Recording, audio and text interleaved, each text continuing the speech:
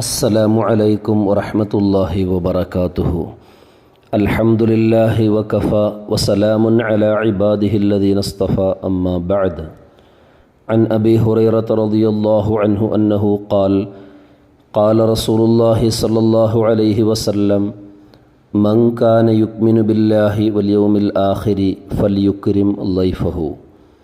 ബഹുമാനികളെ, മഹാനായ പ്രവാചകൻ സല്ലല്ലാഹു അലൈഹി വസല്ലം തങ്ങൾ പറയുന്നു, മൻ കാന യുഅ്മിനു ബില്ലാഹി വൽ യൗമിൽ ആഖിർ, ആരെങ്കിലും അള്ളാഹുവിലും അന്ത്യദിനത്തിലും വിശ്വസിക്കുന്നതുപോലെ വിശ്വസിക്കുന്നുവെങ്കിൽ ഫൽ യുക്രിം ലൈഫഹു, അവൻ അതിഥിയെ സൽക്കരിച്ചു കൊള്ളട്ടെ, അതിഥിയെ മാനിച്ചു കൊള്ളട്ടെ. അതിഥി സൽക്കാരം എന്നുള്ളത് ഈമാനിൻ്റെ ഭാഗമായി കൊണ്ട് നബി സല്ലല്ലാഹു അലൈഹി വസല്ലം തങ്ങൾ നമുക്ക് പരിചയപ്പെടുത്തുകയാണ്.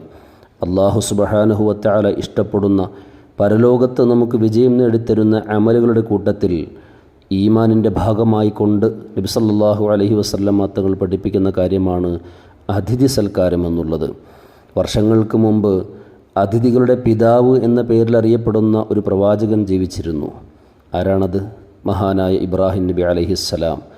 ആദ്യമായി അതിഥി സൽക്കാരം നടത്തിയ ആൾ എന്ന പേരിൽ അറിയപ്പെടുന്ന ആളാണ് മഹാനായ ഇബ്രാഹിം നബി അലൈഹിസ്സലാം. മാത്രമല്ല, ഗസാലി ഇമാം റഹ്മത്തുള്ളാഹി അലൈഹി പറയുന്നുണ്ട്, കാന ഇബ്രാഹിം അൽ ഖലീൽ അലൈഹിസ്സലാം, ഖലീലുല്ലാഹി ഇബ്രാഹിം നബി അലൈഹിസ്സലാമിൻ്റെ പതിവായിരുന്നു ഇദാ അറാദൽ അക്കല, എന്തെങ്കിലും ഇദാ അറാദൽ അക്കല, ഭക്ഷണം കഴിക്കാൻ ഉദ്ദേശിച്ചാൽ, എന്തെങ്കിലും ഭക്ഷണം കഴിക്കാൻ ഉദ്ദേശിച്ചാൽ ഖറജ മൈലൻ, ഒരു മൈൽ ദൂരം നടക്കും. ഔ മൈലൈനി, ചില അഭിപ്രായത്തിൽ 2 മൈൽ വരെ നടക്കും. യൽതമിസു മൻ യഅ്കുലു മഅഹു, തന്നോടുകൂടെ ഭക്ഷണം കഴിക്കാൻ കിട്ടുന്ന ഏതെങ്കിലും അതിഥികളുണ്ടോ എന്നന്വേഷിച്ചുകൊണ്ട് 1-2 മൈൽ വരെ നടക്കാറുണ്ടായിരുന്നു എന്ന് മഹാനായ ഗസാലി ഇമാം റഹ്മത്തുള്ളാഹി അലൈഹി പഠിപ്പിക്കുകയാണ്. ഇബ്നു അബ്ബാസ് റളിയല്ലാഹു തആല അൻഹുവിനെ തൊട്ട് റിവായത്ത് ചെയ്യുന്ന ഒരു ഹദീസിൽ കാണാം, ഇന്നല്ലാഹ വസ്സഅ അലാ ഖലീലിഹി ഫിൽ മാൽ വൽ ഖദം, അല്ലാഹു സുബ്ഹാനഹു വ തആല ഇബ്രാഹിം നബി അലൈഹിസ്സലാമിൻ്റെ മേൽ, ഇബ്രാഹിം നബി അലൈഹിസ്സലാമിന് സമ്പത്തും അതുപോലെ തന്നെ സേവകന്മാരും ഖാദിമീങ്ങളിലും വിശാലത നൽകി. ഒരുപാട് സമ്പത്തും ഒരുപാട് ഖാദിമീങ്ങളും സേവകന്മാരും ഉണ്ടായപ്പോൾ ഫത്തഖദ ബൈത്തൻ, ഇബ്രാഹിം നബി അലൈഹിസ്സലാം പ്രത്യേകമായ ഒരു ഭവനം തന്നെ നിർമ്മിച്ചു. ലിൽ ളിയാഫത്തി, അതിഥി സൽക്കാരത്തിന് വേണ്ടി. ലഹു ബാബാനി, അതിൻ്റെ പ്രത്യേകത 2 വാതിലുകളുണ്ട് അതിന്.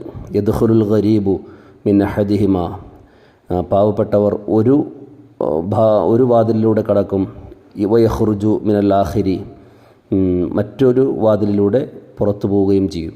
യദ്ഖുലുൽ ഗരീബു എന്ന് പറഞ്ഞാൽ വിദേശികളായിട്ടുള്ള ആളുകൾ, അതിഥികളായിട്ടുള്ള ആളുകൾ. മിൻ അഹദിഹിമ, ഒരു വാതിലിലൂടെ കടക്കുകയും മറ്റൊരു വാതിലിലൂടെ പുറത്തിറങ്ങുകയും ചെയ്യും. എന്ന് പറഞ്ഞാൽ ഒരു രീതിയിലുള്ള തിക്കുകളോ തിരക്കുകളോ ഉണ്ടാകാതിരിക്കാൻ വേണ്ടി വളരെയധികം ശ്രദ്ധിച്ചിരുന്നു എന്നുകൂടി അതിൽ നിന്നും സൂചനയാണ്. എന്താണെങ്കിലും മഹാനായ ഇബ്രാഹിം നബി അലൈഹിസ്സലാം അന്നത്തെ കാലത്ത് തന്നെ അതിഥികളെ സൽക്കരിക്കുന്നതിന് വേണ്ടി ഒരു ഭവനം തന്നെ നിർമ്മിച്ചു എന്നുള്ളതാണ്. അതുകൊണ്ട് തന്നെയാണ് മഹാനവറുകൾക്ക് പേര് വീണത് അബുൽ ലൈഫാൻ, അതിഥികളുടെ പിതാവ് എന്ന്. അല്ലാഹു സുബ്ഹാനഹു വ തആല അവൻ്റെ പൊരുത്തം കിട്ടുന്ന അമലുകൾ ധാരാളമായി ചെയ്യാൻ നമുക്ക് അല്ലാഹു തൗഫീഖ് നൽകുമാറാകട്ടെ.